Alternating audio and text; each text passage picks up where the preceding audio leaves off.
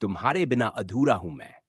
एक सच्चा किस्सा, एक प्रेम कहानी, किसी की जुबानी। आपने कभी किसी को इतना चाहा है कि उसकी सांसें आपकी जिंदगी बन जाए? अगर हाँ, तो आप मेरी कहानी समझ पाएंगे। मेरा नाम अर्जुन है और ये कहानी है मेरी पत्नी नेहा की। या यूं कहूं, ये कहानी है हमारी सांसों की साझेदारी की। सब कुछ बहुत अच्छा चल रहा था। दिल्ली के पश्चिम विहार में हमारा छोटा सा फ्लैट था, 2 कमरे का। पर उसमें बहुत सी हंसी थी, बहुत से सपने थे। नेहा मेरी जान, मेरी ताकत, मेरी सबसे प्यारी दोस्त। वो एक स्कूल में पढ़ाती थी। बच्चों से उसे बहुत लगाव था। वो जब हंसती थी तो लगता था जैसे कोई पुराना गाना बज रहा हो, मीठा, शांत और सुकून देने वाला। हम दोनों ने बहुत कुछ साथ में बनाया था। बस एक चीज नहीं हो पाई, हम कभी माँ बाप नहीं बन पाए। लेकिन पता है, उस कमी ने हमारे बीच दीवार नहीं खड़ी की। नेहा ने एक बार कहा था, जब तक तू साथ है अर्जुन, मुझे दुनिया की कोई और ख्वाहिश नहीं। और मैं सोचता था, कितना भाग्यशाली हूं मैं। लेकिन शायद भगवान को हमारी मोहब्बत की परीक्षा लेनी थी। उस दिन, वो शाम अब भी याद है। नेहा स्कूल से लौटी थी। चेहरा पीला था, थकी सी लग रही थी। मैंने पूछा, बुखार है क्या? वो मुस्कुराकर बोली, नहीं, बस बच्चों ने आज बहुत दौड़ाया। हम चाय पीकर बैठ ही रहे थे कि वो अचानक चक्कर खाकर गिर पड़ी। मैं घबरा गया, उसे गोद में उठाया और सीधे अस्पताल भागा।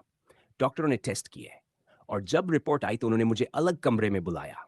उन्होंने जो कहा, वो मेरी रूह को चीर गया। आपकी पत्नी को ब्लड कैंसर है, अक्यूट माइलॉइड ल्यूकीमिया स्टेज 2। उसकी आंखों में मौत नहीं, मेरा चेहरा था।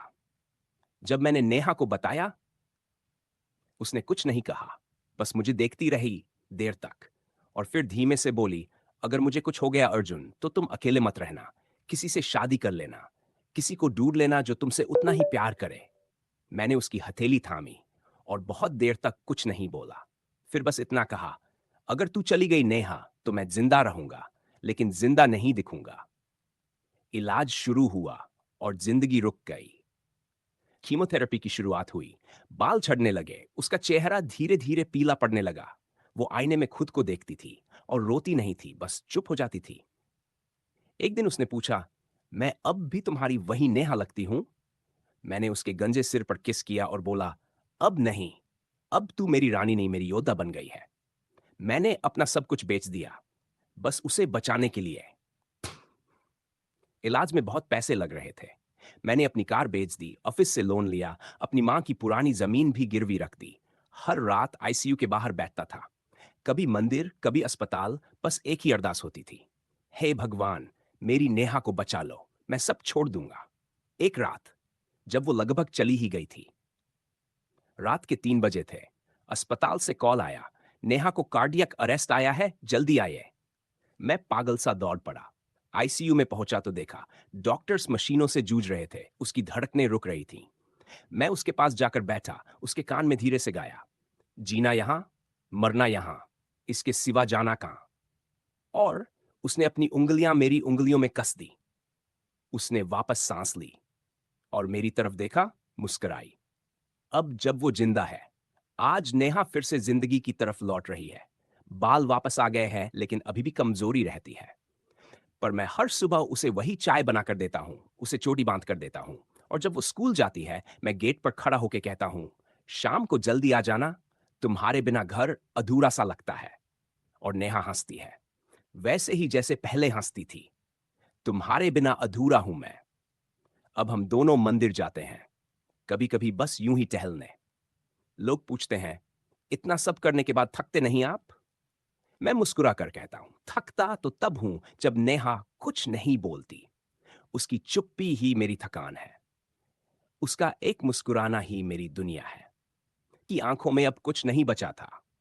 केमोथेरेपी के 5वें सेशन के बाद नेहा की आंखें अब वो नहीं कहती थीं जो पहले कहती थी। उनमें अब न कविता थी, न उम्मीद, बस एक लंबी थकान थी, जैसे कोई कह रहा हो, अर्जुन, अब नहीं सहा जाता। मैं उसकी हर रात की चुप्पी से डरने लगा था। कभी वो घंटों तक चुपचाप छत देखती रहती। मैं पास बैठता, उसका हाथ पकड़ता, कभी उसके पैर दबाता, कभी उसका सिर गोद में रखकर चुपचाप रोता। पर वो बस मुस्कुरा देती। उसकी वो मुस्कान सबसे ज्यादा दर्द देती थी। कहते हैं पैसा सब कुछ नहीं होता। हाँ, नहीं होता।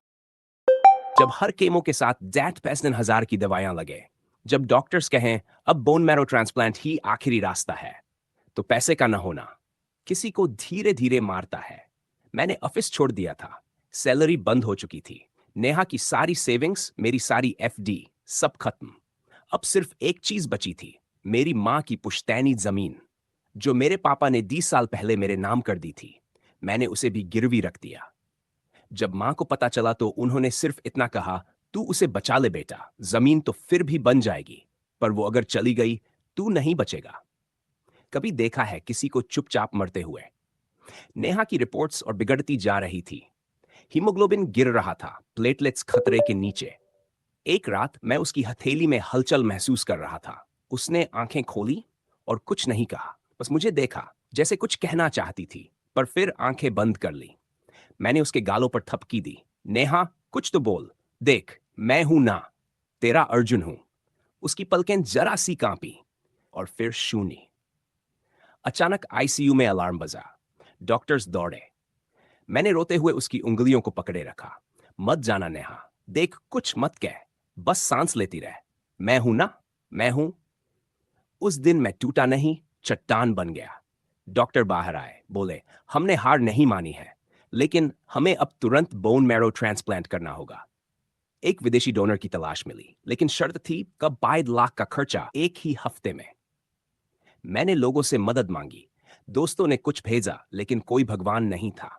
फिर एक एनजीओ से संपर्क हुआ और वहां चमत्कार जैसा कुछ हुआ। नेहा के स्कूल के बच्चों ने ऑनलाइन एक अभियान चलाया, हमारी मैम को बचाइए। पढ़िए, एक 9 साल की बच्ची ने क्या लिखा था, मैम मेरी मम्मी नहीं है, लेकिन उन्होंने मुझे वैसे ही गले लगाया है। प्लीज भगवान जी, मेरी मैम को ठीक कर दो। उस अपील ने सैकड़ों दिलों को हिला दिया। पैसे जुटने लगे, उम्मीदें लौटने लगीं। ट्रांसप्लांट का दिन, मैंने नेहा का माथा चूमा और बोला, आज तुझे फिर से जिंदगी मिलने वाली है मेरी जान। नेहा ने धीमे से मेरी उंगली पकड़ी। अगर कुछ हो गया अर्जुन, तो प्लीज मेरी मां को संभालना। मैंने सिर हिलाया, पर अंदर से मैं रो रहा था, इतना कि शायद मेरी रूह भी थक गई थी। ट्रांसप्लांट सफल रहा। 3 घंटे बाद डॉक्टर बाहर आए। सर्जरी सफल रही है, अब बस कुछ हफ्ते की निगरानी चाहिए। मैंने पहली बार राहत की सांस ली। अगले 5 दिन आईसीयू में रहे। नेहा हर दिन थोड़ा थोड़ा मुस्कुराने लगी। उसने पहली बार दोबारा आईना देखा। बाल नहीं थे, चेहरा पीला था, होंठ सूखे। फिर भी उसने मुस्कुरा कर कहा, अब भी प्यार करते हो मुझसे? मैंने कहा, अब और ज्यादा, क्योंकि अब तू मौत से जीत के लौटी है मेरी रानी। हम जिंदा है। नेहा अब धीरे धीरे रिकवर कर रही है। वो चलती है, हंसती है और अब फिर से किताबें पढ़ती है। कभी कभी मैं उसे चाय बनाकर लाता हूं और वो कहती है, तू तो अब नर्स बन गया है। मैं हंस देता हूं, पर मुझे पता है मैं सिर्फ उसका पति नहीं, उसकी जान बचाने वाला भी हूं। और आज जब वो मंदिर में हाथ जोड़कर खड़ी होती है और जब मैं उसे पीछे से देखता हूं, तो सिर्फ एक बात दुआ बनकर उठती है, हे भगवान, अगर अगले जन्म में भी कोई रिश्ता देना, तो मेरी सांसों में फिर से सिर्फ नेहा का नाम लिख देना। तुम्हारे बिना अधूरा हूं मैं। ये बस कोई जुमला नहीं था, ये मेरी कहानी थी, मेरी सच्चाई और मेरी जीत। कहानी ने आपके दिल को छुआ हो तो इसे लाइक करें और चैनल को सब्सक्राइब जरूर करें। भाग 2 बहुत जल्द आ रहा है।